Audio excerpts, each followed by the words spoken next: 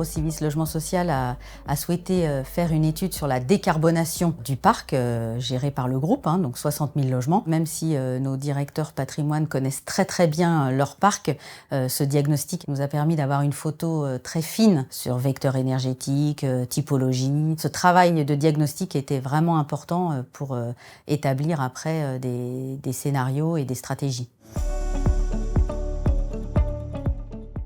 Cette première phase de diagnostic a permis d'établir que c'est un parc qui est assez atypique. On a des bailleurs qui vont avoir une part de maisons individuelles beaucoup plus importante que la moyenne nationale.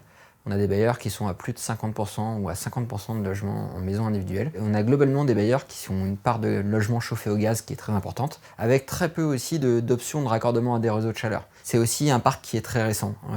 Beaucoup de logements construits après 2005, pour lesquels du coup les enjeux de réhabilitation sont un peu moins importants, en tout cas des réhabilitations énergétiques, même s'il reste un enjeu de décarbonation, parce que pour une majorité de ces logements, ça reste des logements dont l'exploitation est très émettrice.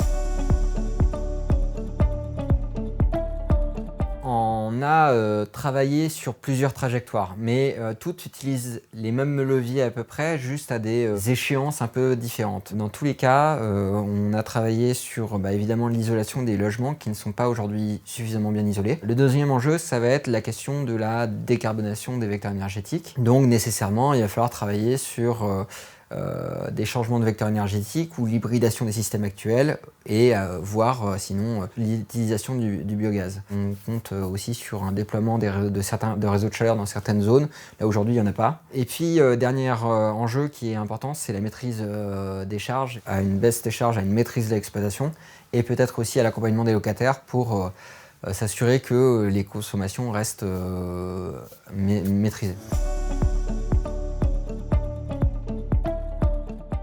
On estime que la trajectoire, on va dire, tendancielle, c'est environ 1,1 milliard d'investis sur le parc de Procivis Logement Social à horizon 2050 sur les enjeux de réhabilitation énergétique et de décarbonation. Il faut passer ce volume à 1,3 milliard. Et ces 200 millions, ça représente 8 millions de plus par an, ce qui est loin d'être négligeable. Et après, évidemment, il y aura d'autres enjeux. Le financement en est un. L'enjeu est-ce que les filières sont au rendez-vous, c'en est un autre. L'étape suivante va être justement de se concentrer sur comment on intègre cette stratégie groupe qui a été établie à l'échelle individuelle.